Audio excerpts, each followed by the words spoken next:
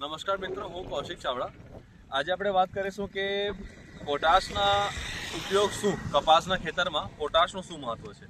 તો અગર આપણે જો પોટાશ સહી સમયમાં સહી તરીકાથી આપતા જઈએ છોડને શરૂઆતથી લઈને એના ફ્લાવરિંગ ફ્રૂટિંગ સમય તક, તો તમે આ જોઈ શકો છો. આજે જે કપાસની બોલ્સ બની છે, આજે ગોલા દેખાય તમને કપાસના, આમાં શું થાય કે તમે પોટાશની માત્રા પ્રચુર માત્રામાં બરાબર પોટાશ ગયું હોય તો આના જે રેસા છે રેસા હારા બને, સાથે બોલની સાઇઝ જ બને, સાથે આપણે જે આ છોડ છે આ છોડને એક તાકાત બી આપે પોટાશ, જેથી આ ગમે તે બીમારીથી લડવા માટે તાકાત આપે અને ઇમ્યુનિટી બૂસ્ટ કરવામાં પોટાશનો બહુ ઇમ્પોર્ટન્ટ રોલ છે.